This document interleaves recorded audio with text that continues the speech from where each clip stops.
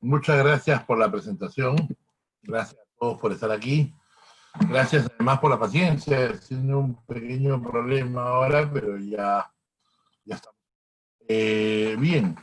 Pues me ha pedido ya en el tema final, gracias a la invitación de mi querido amigo, el doctor Rafael Castañeda, poder hablar del tema de la revocación de los actos administrativos. La clase pasada tuvimos una clase sobre la nulidad de oficio y ahora toca hablar de la revocación.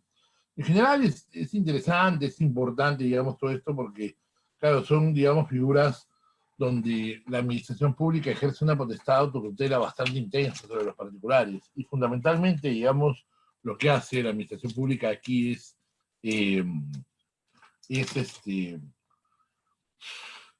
eliminar o, digamos, desaparecer del mundo jurídico los actos administrativos. Por la nulidad de oficio, digamos, por la vía de la nulidad, señalando, digamos, que se priva, digamos, de eficacia y de validez un acto administrativo, ¿no?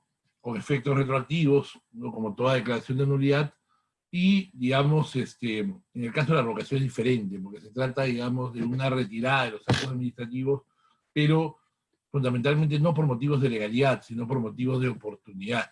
Es un poco el tema. Vamos a aclarar varias cosas terminológicas, las diferentes especies de la revocación y demás, digamos, para poder hablar de estos temas. Un segundo solamente que reviso un tema acá en la computadora y empezamos. Bien, entonces, como les comentaba, este tema de la revocación. Ahora, ¿la revocación qué es? Es, digamos, una figura jurídica en el derecho, que existe en el derecho administrativo como uno, digamos, de los mecanismos de revisión de oficio del acto administrativo. Pero como digo, en principio, la diferencia del régimen con la nulidad de oficio es que, digamos, siendo una potestad exorbitante, que permite, digamos, que la administración pública retire, digamos, la eficacia de un acto, digamos, la nulidad de oficio siempre va a darse por motivos de legalidad y agravio del interés público de los derechos fundamentales, como está regulado en el artículo 213 del tubo de la ley de procedimiento. Artículo 202 de la ley, por cierto. Pero lo que es la revocación es una cosa diferente. Ya la revocación es, digamos, es un retiro más que la validez de la eficacia del acto administrativo. Eso es un tema también que hay que tener en cuenta, ¿no? Porque normalmente ahí está, digamos, digamos, confusión. Hay confusiones terminológicas. Primero, digamos, un estado un poco confuso. Pero lo primero es que, como ustedes saben, la revocación también es un concepto que existe en el derecho civil, por ejemplo. También es un concepto que se maneja en el derecho procesal. Y otro lado es un concepto que se maneja también en el derecho administrativo. Y es un problema porque, digamos, aun cuando los queridos amigos privatistas digan, no, que se trata de una unidad conceptual, no es una unidad conceptual, es una cosa diferente. ¿Verdad? Son varias cosas, digamos, diferenciadas. Al menos en el derecho administrativo, el concepto de revocación es polisémico. Revisando un libro que es muy importante, el libro de Felipe Iglesias, La revocación de los actos favorables, digamos, editado por Tirano Blanc, es un libro hace unos años, ¿ya? Es bien interesante porque, digamos, pone el acento, digamos, en la existencia de una polisemia. Polisemia en el derecho civil, por ejemplo, donde se habla de revocación testamentaria, por ejemplo, la revocación típica de actos jurídicos, y también la revocación de actos administrativos en el derecho público, que es diferente, que es polisémica. Incluso hay confusiones en el mismo derecho público. Yo recuerdo mucho, por ejemplo, que en la ley argentina de procedimiento se distingue la revocación por ilegitimidad de la revocación por motivos de oportunidad, mérito y conveniencia. ¿Por qué? Porque la revocación por ilegitimidad es lo que nosotros conocemos como nulidad de oficio. Por ejemplo, más bien, la revocación por mérito, oportunidad y conveniencia es la verdadera revocación. Cuando la administración pública no tiene un motivo legal para decir, oye, debo dejar sin eficacia este acto, sino por el contrario, es un motivo extralegal. Y por eso es que es importante distinguir esto. Es importante.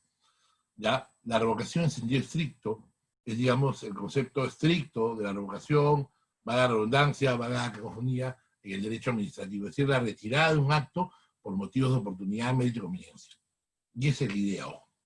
Como vamos a ver en la ley, digamos, partimos de una supuesta negativa, digamos, de la ley. Es una cosa como que la ley dice que es excepcional el tema, digamos, de recurrir, ¿no?, a la nulidad de oficio. Pero luego de eso ya vamos a ver que no es tan cierto, en verdad, porque hay, digamos, varias causales, digamos, de revocación, digamos, de los actos administrativos que están reguladas en la ley, ¿no? Pero todo, digamos, eso lo vamos a ver, digamos, a lo largo de esto.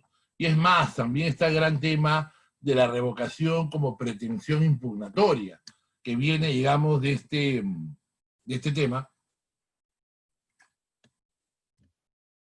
viene de esta cuestión del uso de la revocación en el derecho procesal. Ustedes saben, en las apelaciones, normalmente cuando la segunda instancia, digamos, no solo anula y reenvía, sino plantea hacer la revocación y la sustitución de un acto de la sentencia en primera instancia por la sentencia segunda. ¿No? La sentencia segunda lo que hace es revocar la primera y decidir sobre el fondo, digamos, por sus propios fundamentos. Eso, digamos, ¿no? Se llama revocación, en sentido estricto, en el ámbito procesal. Y ojo que nosotros en el ámbito administrativo también podemos hacer lo mismo, ojo con ello, ¿ya? Lo vamos a ver, digamos, porque, como les digo, hay todo un tema vinculado, digamos, a la capacidad impugnatoria, al menos el alcance de las impugnaciones, en, digamos, la misma ley de procedimiento. Ojo.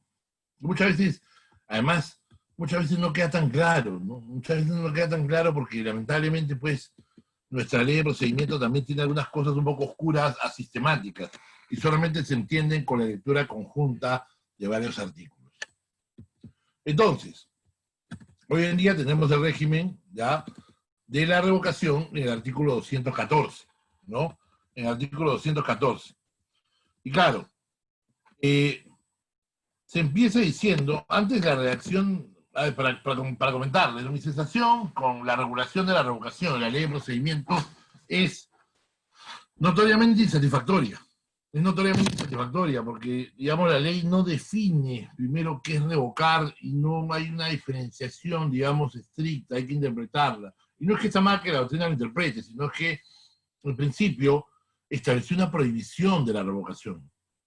Pero luego ese numeral de la prohibición de la revocación ha pasado a ser el segundo numeral y ahora, digamos, la ley dice, se puede revocar. Y se puede revocar, digamos, en varias causas que luego analizaremos con detalle. ¿Ok? Pero son las causales establecidas en el numeral 214.1 de la ley de procedimiento, ¿no? Ahí están las causales, digamos, de revocación. Pero empecemos por la prohibición. Dice, los actos declarativos o constitutivos de derechos o intereses legítimos no pueden ser revocados, modificados o sustituidos de oficio por razones de oportunidad, mérito o conveniencia. O sea, en principio, se prohíbe la revocación. Claro. Se supone que es el mundo ideal, es decir, no, los actos declarativos de derechos no se pueden revocar, no por oportunidad, mérito o conveniencia. ¿Cuál es la razón de eso? ¿Cuál es la razón? La razón de esto es muy sencillo, ¿ya? La razón es que si la administración pública no tiene motivos de legalidad para retirar un acto, en verdad lo que está haciendo es expropiando el derecho creado por el acto. Noten que se habla de actos favorables, o sea, una licencia, una autorización, un permiso, una concesión, etcétera, algo que genere un derecho al administrado, incluso un acto presunto ganado por aprobación automática, está protegido por esta garantía. La idea es, lo que cada derecho constituya derecho a favor del particular no puede ser revocado por oportunidad, mérito o conveniencia. Ya, en principio, digamos, esto es, digamos, plausible, esto es, digamos, la lógica de la norma, etcétera, ya, etcétera. Pero ojo con esto, el tema es que en verdad esto desconoce una cosa que acá en el Perú no se ha regulado bien. Y viendo, digamos, un poco cómo se trata el tema en España, porque esta parte son, digamos, retazos de lo que queda de la influencia de la ley española del 58 en el Perú, ¿ya? Lo que pasa es que acá nos está diciendo algo. La administración no puede, digamos, deshacerse de un acto administrativo por oportunidad, mérito o conveniencia. Sí puede, ojo. Pero el tema es que estaría expropiando el derecho ganado por el acto administrativo. Y para eso tendría que sacar una ley para poder expropiar, siguiendo el artículo 70 de la Constitución, y además pagar una indemnización por ello. ¿Me dejo entender? Lo que pasa es que nosotros nos hemos acostumbrado a entender que la revocación solamente es de bienes inmuebles. La expropiación, perdón. Y no, en verdad la expropiación es sobre cualquier tipo de derecho. Cualquier tipo de derecho que genere que se incorpora al patrimonio del administrado puede ser expropiado, pero tiene que ser, digamos, pagado bajo los términos del artículo 70 y con las garantías del artículo 70 de la Constitución. ¿Ya? Eso es un tema importante, hay que tenerlo en cuenta. O sea, a veces puede pasar, ¿qué pasa? ¿Cuál es la idea de la revocación por oportunidad, mérito, conveniencia? Es decir, oye, yo le doy un derecho a un particular, pero ese derecho es inconveniente para el interés público. O sea, no tiene sentido, digamos, insistir con ese derecho porque está perjudicando a muchos, pero legalmente es válido. O sea, ese es el tema. Legalmente es válido. O sea, no hay motivos para decir esto es nulo, etcétera, porque la administración siempre sale por la más barata. Ah, motivo de nulidad. Ya, debido proceso, motivación, alguna tontería encuentran, pero siempre van a anular el juicio. Pero lo correcto es decir, oye, si este acto es lícito, yo considero que el mismo es inconveniente para el interés público. Pues no pasa nada, pero que pague. La idea es esa. El tema es ese, nos acostumbramos a lo fácil acá, a buscar las nulidades, a buscar, digamos, el camino sencillo. Pero no, en verdad, lo que procede es la indemnización. Y es lo que pasa, por ejemplo, en la ley española. Claro, siempre está el chauvinismo, dicen, no, que es un país rico, es un país europeo, pero no, la verdad es que la administración es igual en todas partes del mundo. Si causa un daño, tiene que repararlo. Si priva un derecho, tiene que indemnizarlo. Y eso es lo que pasa. Muchos alcaldes de acá, por ejemplo, normalmente, ¿cómo se da la revocación? Porque claro, vamos a ver varios requisitos, digamos, ¿no? De la revocación, que tiene que ser declarado por la más alta autoridad en particular, que tiene que respetar el debido proceso, que tiene que salir un acto administrativo motivado, etc. Pero, de un gran pero, todo esto se evita. No, ¿cómo vamos a revocar? No, el ministro no puede revocar, no, no. Entonces, ¿qué hacen?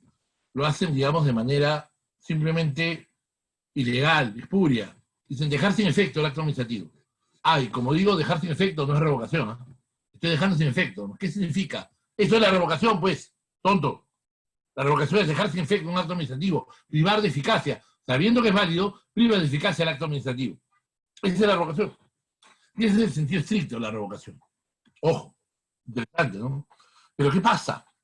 Y ahí viene el tema. Antes de hablar de las causales, del procedimiento, para no ser exégesis, como le digo, estamos acostumbrados, digamos, del exégesis todos los días acá. Comentario de la norma, y quiero saber qué dice la norma, y qué es el comentario de la norma, cuando en verdad esa forma de trabajar el derecho ya se ha abandonado hace años. En Francia, por ejemplo, ya ni existe ya, pero se originó la escuela de exégesis. Pero acá, digamos, sigue siendo algo común, moneda corriente. El tema, el tema. Eh, Revocación, sí, en sentido estricto, revocación por oportunidad, mérito y conveniencia. Un acto de bien incompatible con el interés público, entonces tiene que ser, digamos, revocado pagando una indemnización. Cuando se trata de un acto favorable. La clave está en los actos no favorables. ¿Estos pueden ser revocados? De acuerdo a la lectura contrario del 214.2 del tubo, sí. Porque la prohibición es solo para actos declarativos, no para actos desfavorables.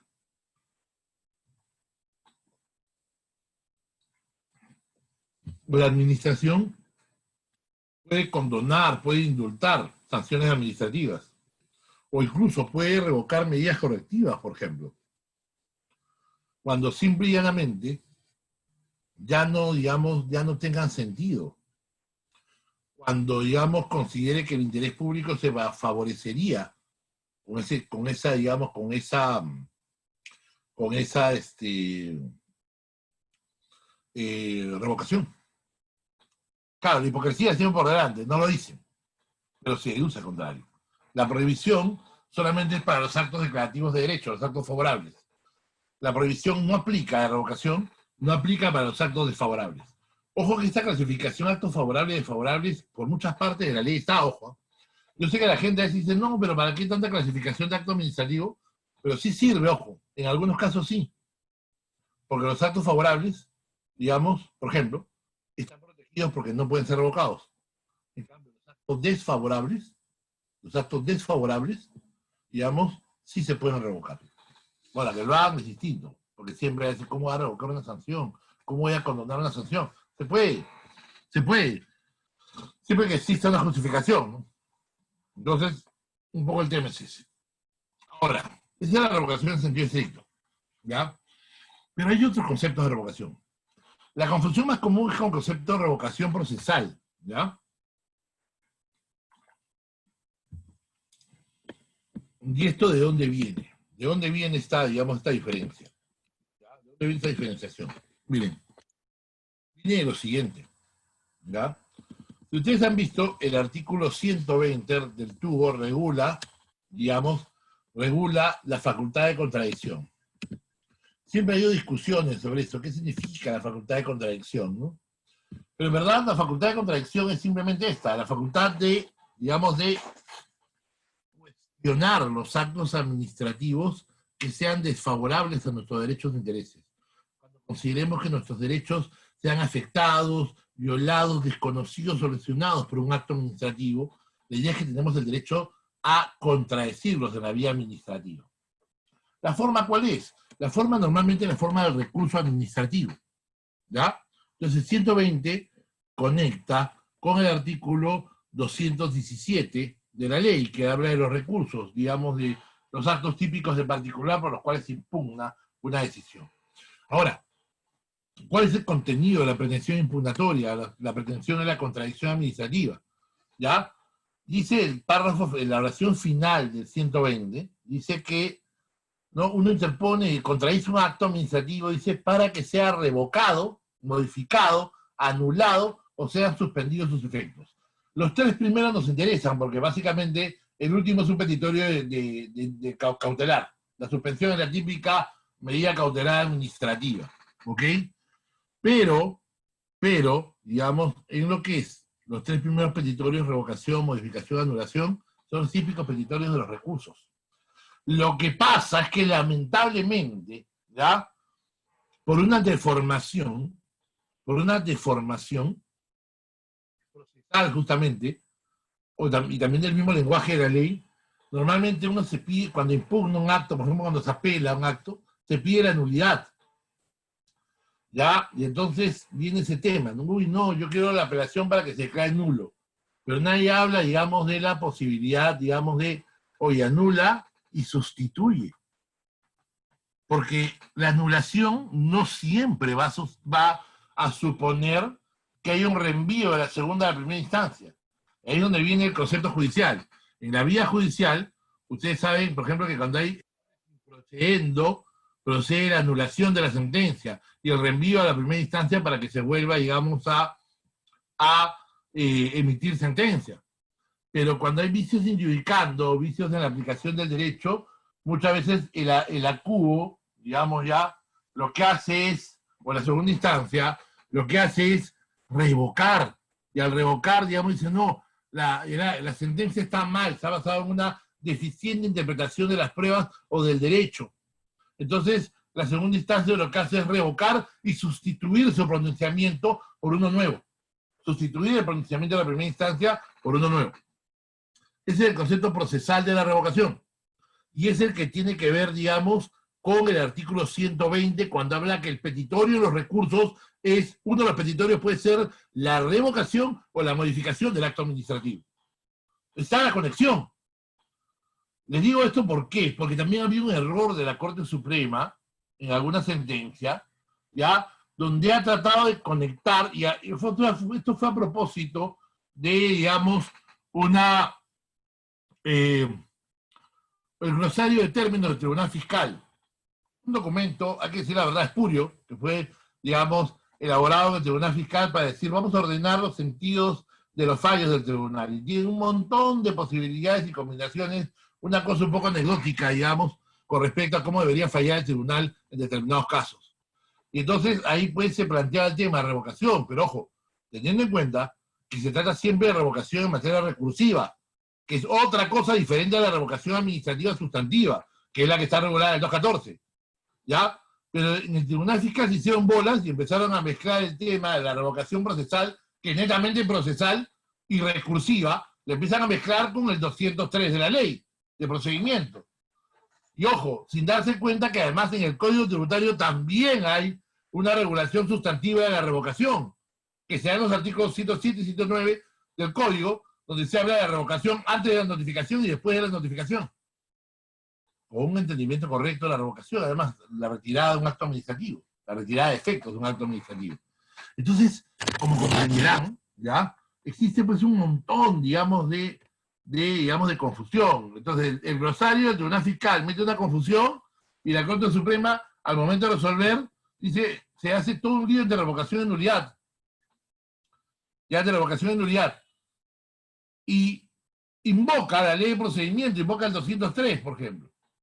También está mal, porque el 203 no habla de revocación recursiva, habla de revocación sustantiva. La revocación simplemente como la potestad de la administración pública, de la más alta autoridad de administración pública, de poder retirar los efectos de un acto administrativo. No por medio de recursos, sino como una potestad ejercida de oficio. Entonces, hay que tener en cuenta que son cosas diferentes. ¿Ya? La revocación procesal es simplemente cuando la segunda instancia sustituye con una segunda resolución lo que resolvió la primera. Y es lo que regula 120. Es lo que no dice expresamente, digamos, la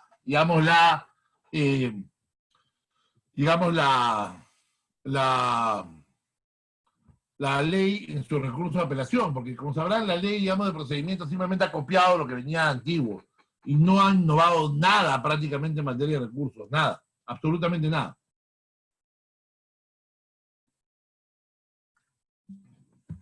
Es más, si alguna innovación hay, y ahorita lo vamos a ver justo, es lo que ha regulado el artículo, en otra parte de la ley, el 6.3 del tubo, que es una cosa interesante. Normalmente cuando hay un vicio de ilegalidad en el acto de primera instancia, habrá que anular, ojo. Pero, debe de gran pero, si dicen, oye, pese que hay un vicio, hay nulidad, igual yo pienso que me tengo que resolver, porque finalmente, al margen del vicio, tengo todos los elementos para resolver. Entonces, ahí viene el tema. Se puede anular y la segunda instancia puede emitir pronunciamiento sobre el fondo, la ley lo permite, ojo. Se permite eso, está, digamos, me parece que en el artículo 227, de constatar, el punto 2, constatar la existencia de una causa de nulidad, se puede resolver sobre el fondo del asunto. Pero es interesante, porque normalmente si hay un petitorio de anulación, podría pasar eso. Pero ojo, la pregunta es, ¿se puede pedir un pedido para revocar? Yo creo que sí, también, ojo, ¿eh? Porque 120 lo permite. Lo que pasa es que los abogados están acostumbrados solo a pedir nulidad. Pero si se dan cuenta en la apelación, yo discuto el derecho aplicable, la aplicación del derecho o la diferente interpretación de las pruebas producidas. Entonces yo prácticamente podría pedir también un petitorio revocatorio. Y claro, si hay revocación, ya, si hay revocación, no hay una responsabilidad. Simplemente la segunda instancia disiente el criterio de la primera. Y eso, digamos, es lo que conecta con el artículo 6.3 que les comentaba. El 6.3 de la ley de procedimiento, ya, señala, dice, no constituye causal de nulidad el hecho de que el superior jerárquico que emitió el acto que se impugna tenga una apreciación distinta respecto a la valoración de los medios probatorios o de la aplicación o interpretación del derecho contenida en dicho acto. Dicha apreciación distinta debe conducir a estimar parcial o totalmente el recurso presentado contra el acto impugnado. Más allá de la españolada de hablar de estimar, ha fundado esto en verdad, pero acá dicen estimar el recurso. ¿Quién resuelve así? Estimar parcialmente el recurso presentado por don o doña. El lenguaje debe ser más simple, pero bueno, le ponen estimar. ¿Qué es el segundo párrafo del 6.3? Es revocación. O sea, la segunda instancia, o sea, es que no es que sea nulo, solamente que ha aplicado mal el derecho. O sea, no estoy de acuerdo con esta interpretación. No estoy de acuerdo con la valoración de las pruebas. Entonces la segunda instancia lo que hace es decir, oye, no anulo, pues revoco. Y sustituyo el criterio de la primera por mi criterio, por el criterio de la segunda instancia. Ese es el verdadero sentido de la revocación procesal, no hay otro. Entonces tengamos en cuenta eso también porque justamente vamos a encontrar que hay otro concepto de revocación que surge de la interpretación, digamos, del 120, del 6.3 y de los recursos. Por ejemplo, un recurso típicamente revocatorio es la reconsideración. Para eso piden nueva prueba, porque con una nueva prueba se puede aclarar el panorama y decir, oye, ¿sabes qué? Sí, pues tengo una prueba nueva que me ha dicho, oye, la verdad es que el administrador siempre tuvo razón.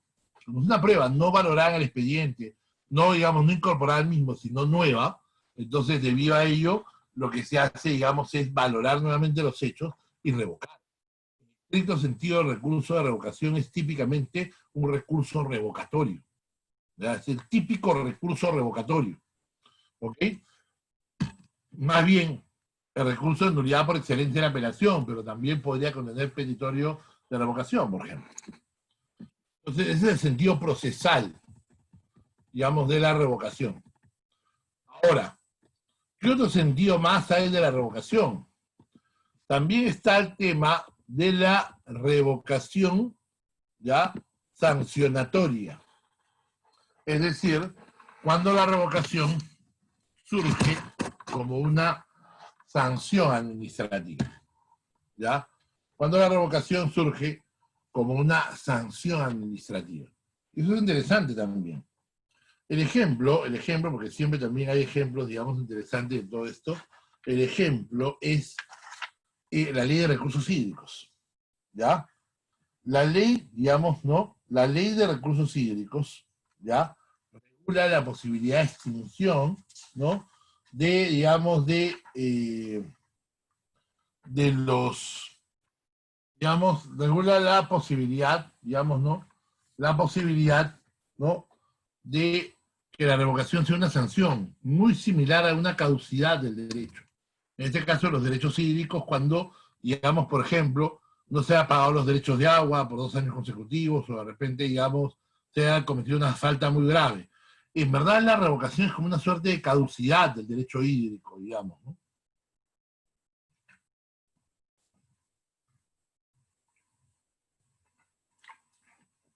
Entonces, ese es un tercer sentido de la revocación, ¿ok? La revocación como sanción administrativa. Ojo que ANA aplica la revocación luego de haber seguido un procedimiento sancionador. Es más, voy a tratar de, digamos, de citar, nunca me acuerdo el artículo específico de la ley, digamos, de recursos hídricos, pero ese es el sentido segundo, de la revocación, digamos, sanción. Está en el artículo 72 de la ley de recursos hídricos, las causales de revocación. Bien, me quedé hablando del tema, como les digo, del sentido de la revocación-sanción. O sea, digamos ahí, claro, hay autores como Víctor Vaca asimilado este tema de la caducidad. Ojo que eso es importante también. O sea, verificar, ¿no? Digamos, no, gracias a ustedes, por favor. Y además, por favor, lo que hagan, digamos, que hagan las preguntas que necesiten. Ya terminaremos en un rato y con eso, digamos, seguimos. Pero bueno, les comentaba lo siguiente. No, gracias a ustedes, muchas gracias. Gracias por la amabilidad. Bien, lo que les comentaba era que está la revocación-sanción. Entonces es un tercer sentido de la revocación. Y ojo, eso está en la legislación especial, como les digo. El único ejemplo que tengo ahorita en la mente, y que lo tengo, digamos, porque es un tema práctico interesante, es el de la ley de recursos hídricos, que además señala diferencia entre la revocación y la caducidad. Ojo, el artículo 72 de la ley de recursos hídricos, como les decía, habla de la revocación, y el 71 habla de la caducidad, por ejemplo. Pero lo interesante es que el artículo 72 dice expresamente que la caducidad y la revocación son declaradas en primera instancia por la Autoridad Administrativa del Agua, y para aplicar las causales de revocación se debe seguir previamente el procedimiento sancionador. Entonces considera a la revocación como una sanción. Ojo, si nos ponemos un poco más, digamos, profundos, también podríamos analizar el tema de las cláusulas de revocación, que podrían estar si es que la ley los permite. En algunos casos, por ejemplo, los actos administrativos se dictan como una cláusula de revocación, una suerte, digamos, de modalidad del acto administrativo, que, digamos, que en estricto, ya el acto administrativo, digamos, tenga una reserva modal de revocación, es decir, una suerte, digamos, no condición, no me gusta emplear el término porque no es ni condición suspensiva o resolutoria, sino es una reserva de revocación. Se dice, oye, si el particular no cumple con estas condiciones citadas, o mejor, si el particular no cumple con este modo dispuesto por el acto administrativo, el mismo será revocado. Por ejemplo, normalmente se da el tema del pago de obligaciones periódicas. Por ejemplo, que eso lo asimila mucho a la caducidad. Por eso que Víctor, por ejemplo, entiendo que considera que la revocación-sanción es un supuesto de caducidad. Ojo. Entonces, eso es bonito porque, digamos, la revocación-sanción está a la discusión si es una forma de revocación o es simplemente caducidad, por ejemplo. Pero como les digo, digamos, está ese debate. Eso, por ejemplo, no ha sido zanjado todavía, porque la doctrina pues, se ha centrado mucho solamente en el comentario exegético de la ley de procedimiento y no ha, digamos, no ha explorado los diferentes sentidos de la revocación. O sea, la revocación, sanción y las cláusulas de revocación, que son, digamos, otra figura, otra variante de la revocación. Entonces está la revocación por oportunidad, ¿no? La revocación, la revocación procesal, la revocación sanción. Y en cuarto lugar está la revocación, ¿ya?, por cambio objetivo de circunstancias. Eso, digamos, tal vez es otro ejemplo bastante interesante. Bastante interesante. La revocación por cambio objetivo de circunstancias es bonito porque es, oye, hay un acto administrativo que tiene una duración, o a veces, digamos, no tiene una duración específica, digamos, fue puesto, ¿no? Y luego de eso, el acto administrativo, digamos, deviene incompatible con las circunstancias que, digamos, motivaron su dictado. Esto a mí me pasó una experiencia profesional que compartí, digamos, con el doctor Eduardo Quintana, con el tema de unas condiciones a una operación de concentración en el sector eléctrico. Y que motivó luego un precedente de Indecopi muy interesante sobre el tema, ya que es uno de los pocos precedentes que tiene la Sala de Defensa de la Competencia, ¿ya? Fue la revocación de las condiciones establecidas a la operación de fusión de la empresa ISA con Consorcio Transmontaro, ¿ya? Lo que pasa es que cuando hay una operación de concentración en el sector eléctrico, normalmente, digamos, lo que se hace es aprobar la concentración. Y ojo, este mismo esquema está recogido ahora en la ley de control de fusiones, digamos, que se supone que va a estar en vigencia el próximo año, veremos cómo va eso. Pero lo interesante es que está, digamos, el acto de autorización, que es una autorización administrativa, que puede estar sujeto a condiciones. En verdad, no condición, ojo, hay un error, digamos, terminológico. La condición es lo que se usa como nombre en el derecho a la competencia, pero terminológicamente, conceptualmente hablando, no es que sea una condición, es un modo. Es un modo, o sea, el acto administrativo está sujeto a modo de cumplimiento. Y en este caso es bien interesante, por favor denme un segundo para tener un vaso con agua. Entonces, es interesante, la ley de concentraciones, la ley de concentraciones del sector eléctrico, ahora ha pasado al régimen general, ¿ya? Tenía estas condiciones, que en verdad son modos. Interesante esto, se aprueba la operación de concentración, se dice, bueno, no hay efectos perjudiciales, pero se dice algo interesante, dice, oye, por ejemplo, oye, como antes, digamos, el COES reunía a las generadoras y transmisoras de energía eléctrica y esta empresa iba a ganar mucha presencia en el mercado de transmisión con la compra de otra transmisora, le dijeron, oye, cuando haya votos en el COES tú tienes que votar como uno solo, no puedes votar por varias empresas porque, digamos, vas a perjudicar a las demás. O sea, aun cuando tengas, digamos, más representación empresarial, tu voto cuenta como uno porque tú eres una sola. Entonces dijeron, no vas a dominar todo el comité, vas a ser una más como las demás.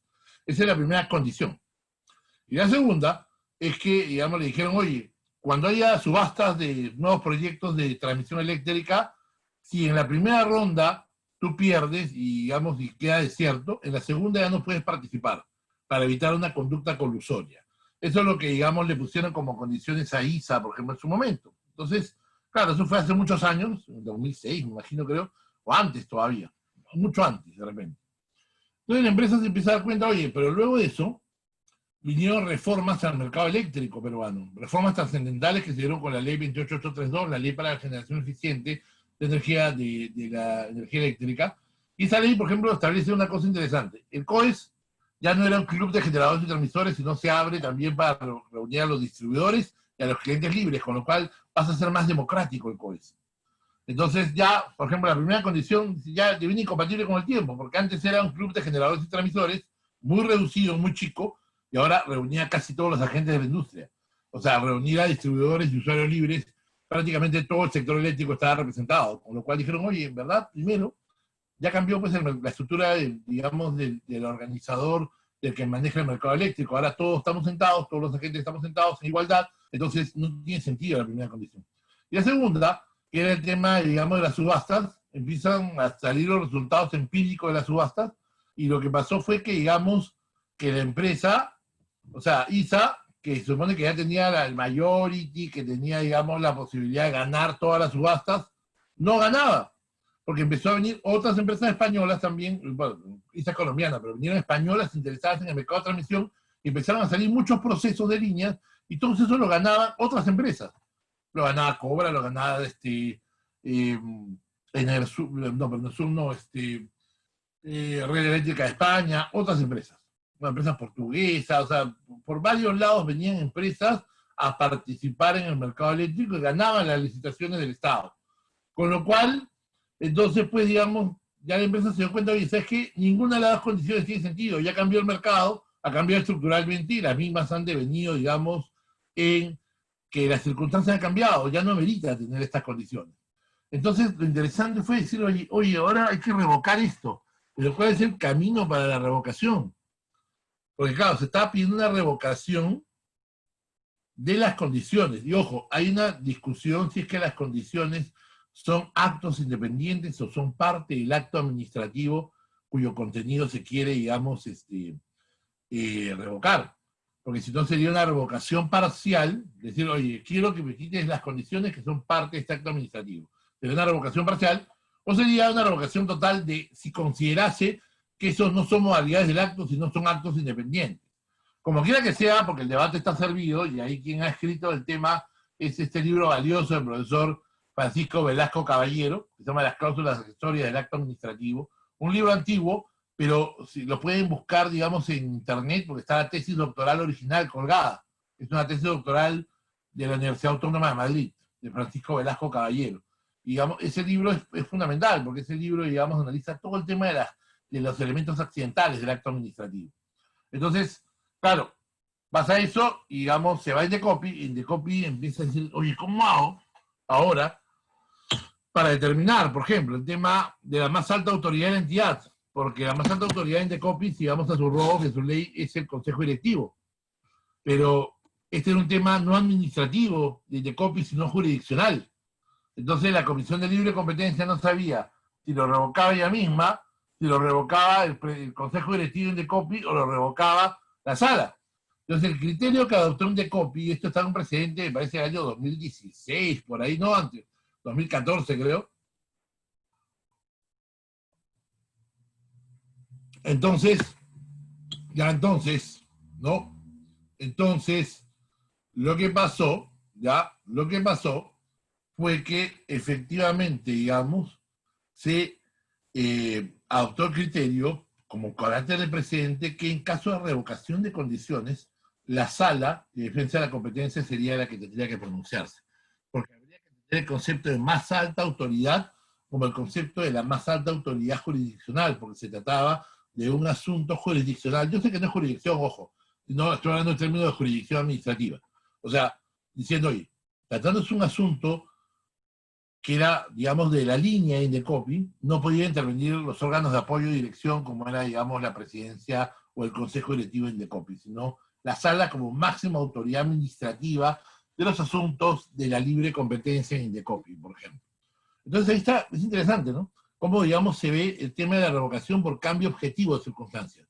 Ojo, es un tema sobre el cual la doctrina prácticamente en español no ha escrito casi nada. Casi nada. Quien ha escrito un artículo sobre ese tema está en la RAP, digamos, en la revista Administración Pública Española, es el profesor chileno Enrique Sotoclós.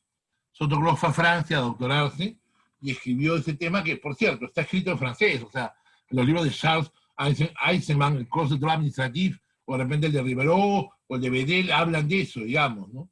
Pero, digamos, un manual reciente que es, digamos, de cabecera, digamos, el de René Chaput, ¿ya? El tema es que la revocación por cambio de circunstancias es una institución bien francesa, ni siquiera los españoles la han visto mucho. Entonces, quien escribió fue Sotoclós, eso. Y por ahí después nadie. Entonces, por ahí después ya, más bien, se ha hablado del tema, por ejemplo, nosotros tuvimos que buscar un artículo de un profesor chileno, Santiago Montt, que es también administrativista, pero que escribió sobre el tema de la revocación por cambio de circunstancias en las condiciones de los tribunales de libre competencia, por ejemplo. Entonces, es interesante, ¿no? Cambia las circunstancias, porque el acto se dicta en un momento determinado. Pero cuando el acto está destinado a tener, digamos, una vigencia en el tiempo, puede ser que las circunstancias cambiaron. Y eso podría llevar a la modificación o sustitución del acto administrativo, es decir, una revocación. pero ojo, en el sentido de que sea una revocación favorable al administrado.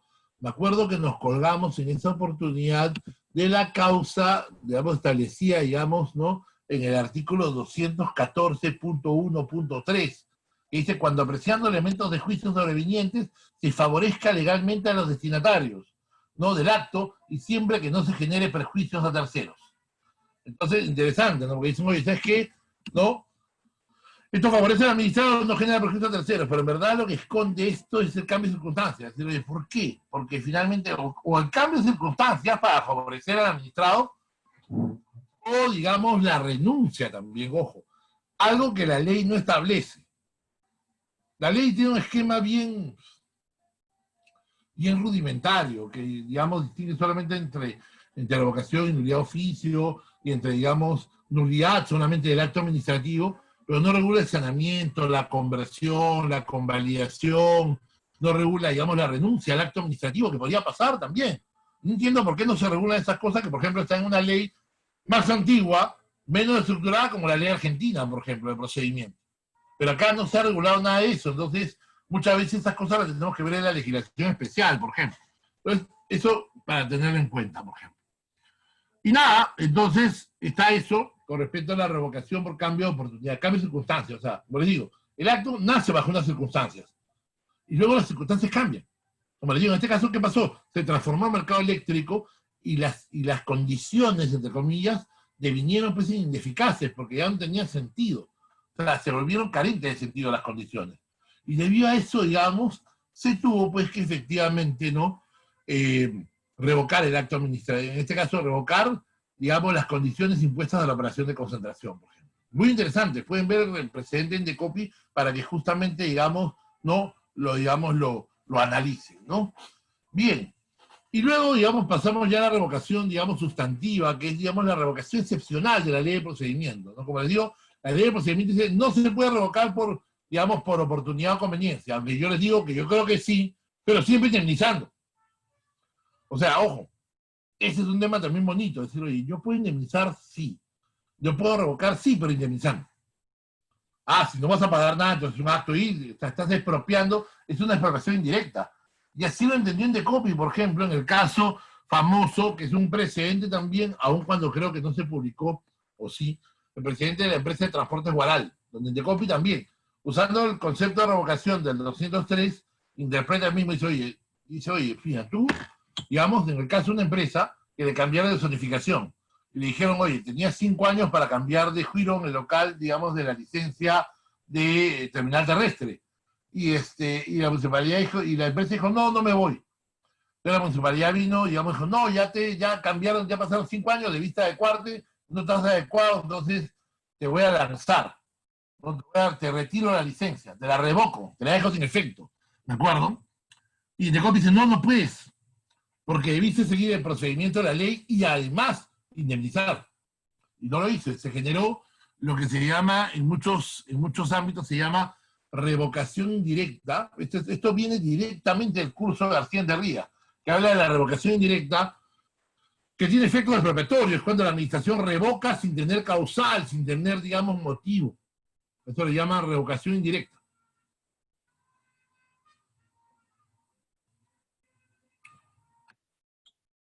Digamos, y finalmente está la revocación, digamos, de la ley. Es una cosa rara, es como la excepción a la prohibición. Es decir, ¿cuándo puede revocar digamos, la autoridad? Puede revocar, sí, pero en casos determinados.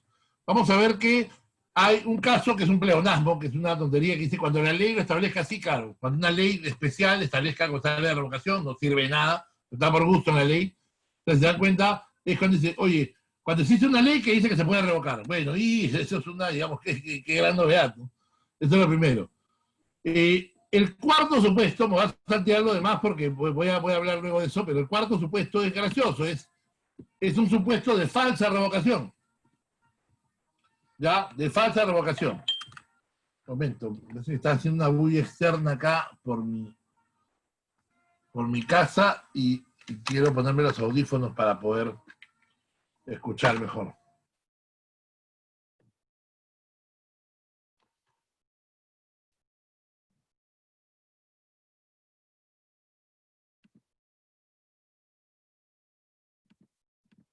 Bien, como le decía, no sé si se me escucha bien, se me escucha bien, creo.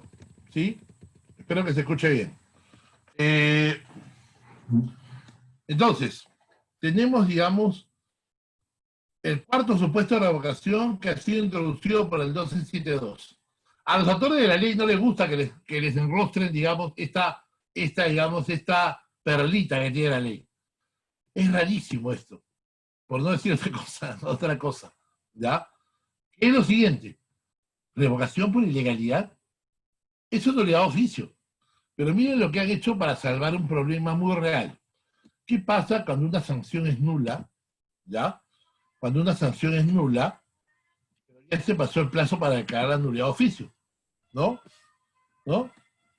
Miren qué interesante esto. O sea, si hay un acto, digamos, que perjudica al administrado, ¿no? Que perjudica al administrado, pero, digamos, ¿no?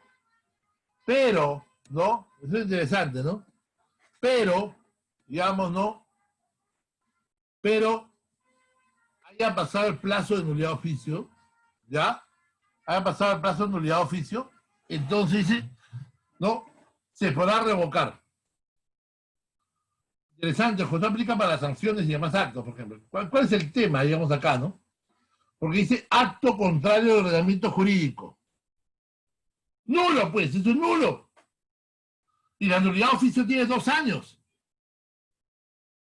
Entonces, ¿qué pasa cuando se vence los 2 años? Cuando se vencen los 2 años, uno tiene que ir al Poder Judicial. Tiene que ir, digamos, al Poder Judicial, ¿no? Para decir, oye, este acto es nulo, ¿no? Y sin importar si causa perjuicio o no al administrado. Si este acto es nulo, entonces queda Poder Judicial, demanda de lesividad, bajo el artículo 13 del tubo de la ley de contencioso, segundo párrafo. Pero acá dice no.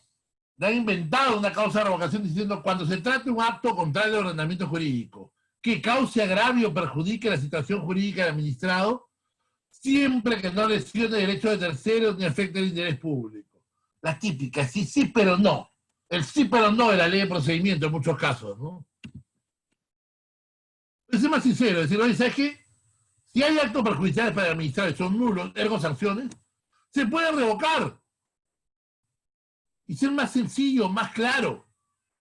O decir, por ejemplo, oye, los actos que sean sancionatorios y perjudiciales al administrado y que digamos que sean nulos, se pueden declarar nulos en cualquier momento.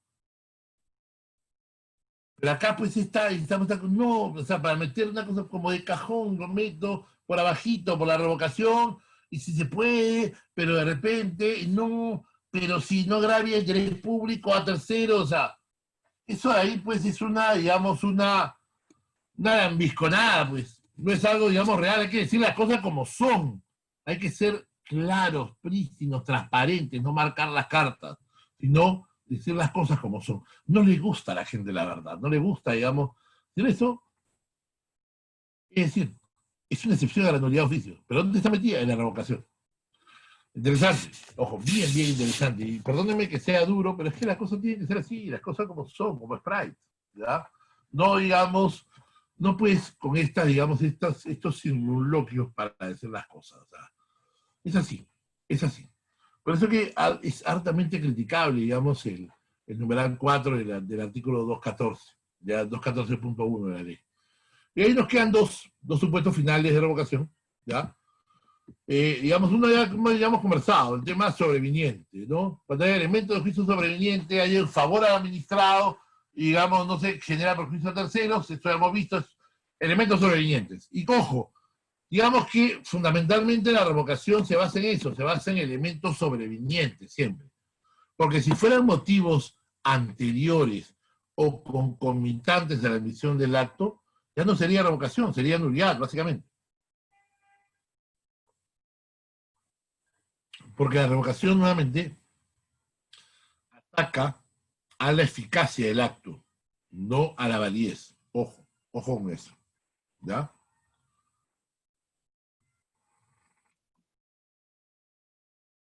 Finalmente, está, digamos, otro supuesto de revocación que también es bastante, digamos, interesante, porque también es una situación sobreviniente, dice. Es un poco difícil de entender, pero miren lo que pasa, dice, cuando sobrevenga la desaparición de las condiciones exigidas legalmente para la emisión del acto administrativo. Miren, cuya permanencia sea indispensable para la existencia de la relación jurídica creada. Este es un tema bonito en el derecho administrativo, ¿ya? Porque claro, dice, hay un acto administrativo, ¿no? Hay un acto administrativo, pero dicen, ¿qué pasa cuando ya se emite el acto? ¿El acto muere? Algunos dicen, no, el acto ya se extinguió y queda la relación jurídica. Interesante. Otros dicen, no, el acto pervive. El acto pervive. Claro, queda una relación jurídica, pero el acto sigue. O sea, el acto dictado hace 20 años sigue siendo el mismo acto, sigue siendo. Otros dicen, no, el acto se dicta y es de cumplimiento inmediato y lo que supervive es la relación jurídica. Entonces acá lo que nos están diciendo es, oye, el acto existe y la relación jurídica también, pero esa relación jurídica tiene ciertas condiciones de permanencia. Por ejemplo, hay un caso de laboratorio que todavía no ha sido aplicado todavía, digamos, en nuestro medio, pero es, por ejemplo, las concesiones eléctricas de generación hidráulica. ¿Qué cree que requiere? Requiere estudio de impacto ambiental, pero también requiere licencia de agua para poder usar el agua para fines hidráulicos. Entonces, si una empresa perdiera, ya esto es un ejemplo, ojo, teórico, no es un tema, digamos, de un caso real, pero si perdiera, digamos, la licencia de uso de aguas, dirían, oye, ¿sabes qué? Entonces debería caducarse la concesión, revocarse la concesión, porque se perdió un elemento esencial, digamos, para la existencia de la relación jurídica. Pues claro, tú tienes que generar, ya, ¿cómo vas a generar sin licencia, no? Entonces ahí hay una cosa interesante porque justamente, digamos, que hay, digamos, esa discusión, ¿no? Esa discusión. Es un ejemplo teórico que da ojo, ¿no? Pero ojo, además, ojo, también teniendo en cuenta, pues, digamos, que, ojo, digamos, un tema delicado, ¿no? Es decir, oye, existan elementos, digamos, que digamos, sean imprescindibles para la subsistencia de la relación creada por el acto administrativo. Y si no están esos elementos, se procedería a revocar, ¿no? Pero ojo, siempre analizando el caso y además aplicando los principios. Ojo, acá es importante también porque la revocación para mí no solamente es una potestad unilateral, no solamente tiene que concurrir las causas o concurrir los supuestos normativos, sino también tiene que concurrir acá una apreciación, digamos, del interés público, motivación, una decisión motivada y además, digamos, aplicar los principios jurídicos de derecho público, la razonabilidad, la proporcionalidad, por ejemplo, la seguridad jurídica, la buena fe, por ejemplo, para poder revocar. Entonces hay que valorar todo eso, hay que valorar todo eso.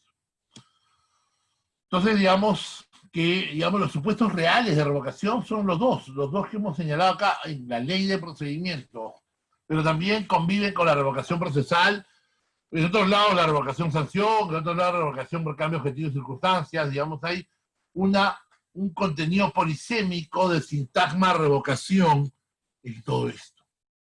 Por eso es importante, digamos, dar una revisión a todo esto de acá, porque justamente, pues, digamos, no nos quedamos en el análisis exegético de la norma, el análisis exegético es lo que menos nos sirve acá, sino aquí haciendo las distinciones. Bien, ahora, para finalizar, y digamos, si hay alguna pregunta,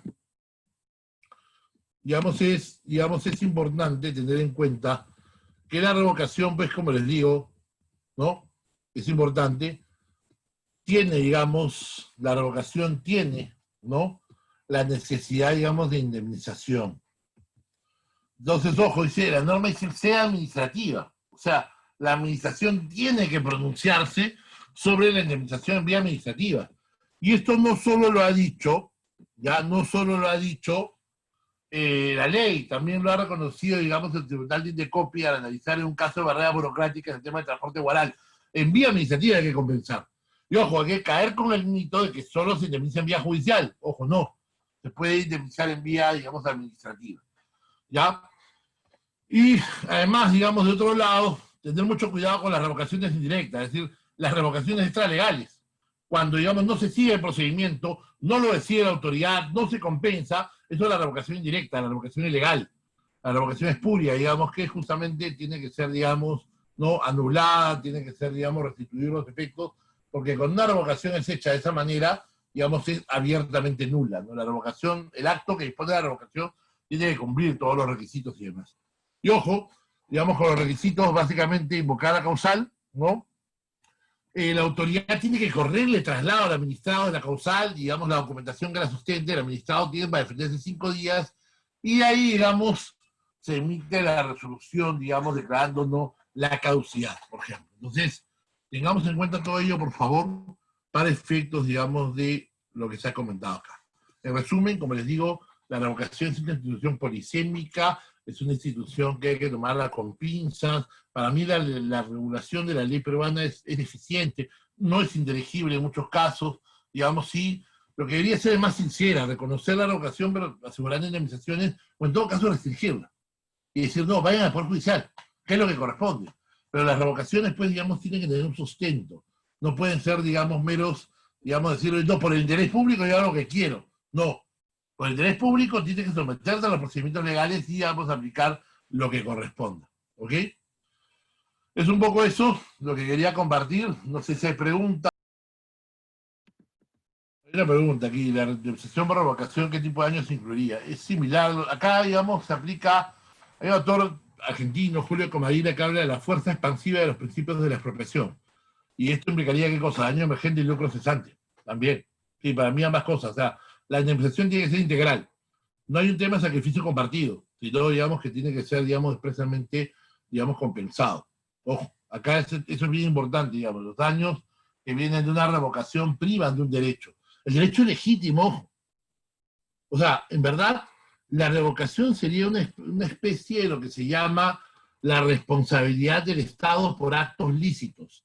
Es que acá tenemos que entender algo, y eso va a conexión con la responsabilidad, expropiación o responsabilidad, son institutos que hay que leerlos, digamos, de manera concordada. ¿Y por qué les digo todo esto? Porque la, la expropiación, ¿qué implica? Es un sacrificio de derechos, pero con una finalidad lícita. Es una modalidad de responsabilidad del Estado por acto lícito, por ejemplo. Entonces, nosotros nos hemos acostumbrado a pensar, como piensa una parte de doctrina muy antigua y mala argentina, que decía que un elemento de la responsabilidad es la antijuridicidad. Decía, no, como acá hay antijuridicidad, entonces reducen los daños. Una visión protestatista, pero en verdad no. Acá son actos lícitos. Entonces, ¿a santo de qué siendo lícito el Estado me sacrifica? Ya sí, por el interés público. Bueno, muy bien el interés público, pero a mí me está generando un daño. Entonces tiene que haber daño emergente y lucro cesante acá. La reparación debe ser integral para mí.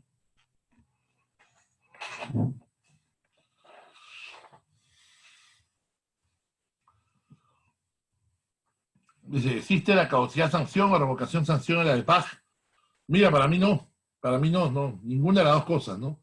Ojo, la caducidad sanción, que es una especie, digamos, del profesor Velázquez, Rafael Caballero Sánchez, ¿no? O la revocación sanción, que está siendo, digamos, señalada por parte de la doctrina, por Velasco Caballero de repente, ya, y Felipe Iglesias, no, son figuras no contempladas. Ojo. Como te digo, la caducidad sanción no está. ¿Dónde está? Está en las leyes especiales donde se regula la caducidad. ¿Que es una sanción administrativa? No sé si es una sanción. Fíjate, hay uno, depende del régimen. En algunos casos va a ser sanción. Por ejemplo, la ley de recursos hídricos, la caducidad es sanción.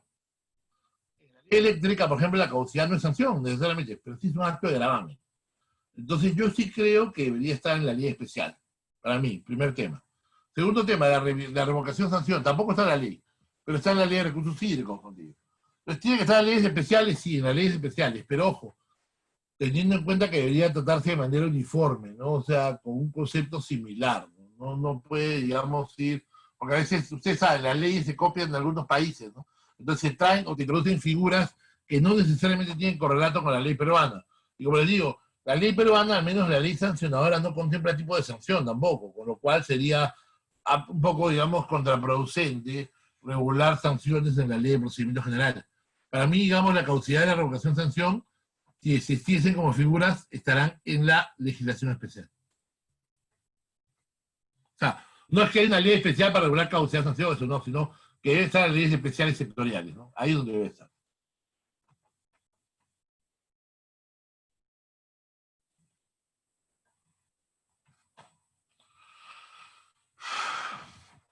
¿Una pregunta más?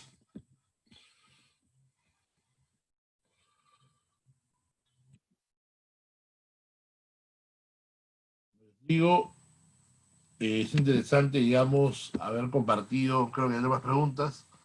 Es interesante haber compartido, digamos, ya.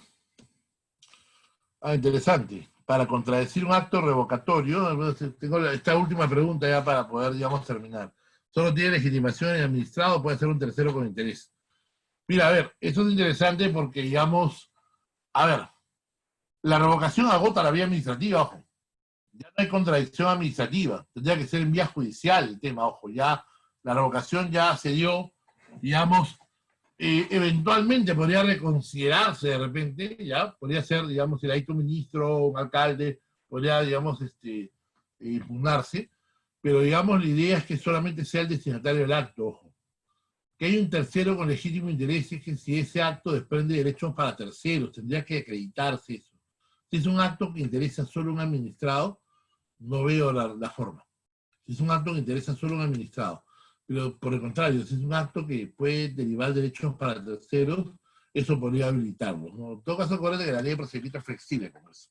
Entonces, oye, está el tema de parte, pero también está el tema de tercero. El tercero es aquel, digamos, que teniendo intereses o derechos en la decisión, no forma parte del procedimiento. Entonces, si alguien alega ser tercero y ser perjudicado por la revocación, podría contradecir, pero en vía judicial, no, digamos, en vía administrativa. Y tendría, digamos, que acreditar específicamente de dónde se deriva, digamos, el daño o el agravio que estaría sufriendo por el acto revocatorio, ¿no? Esa es un poco la idea.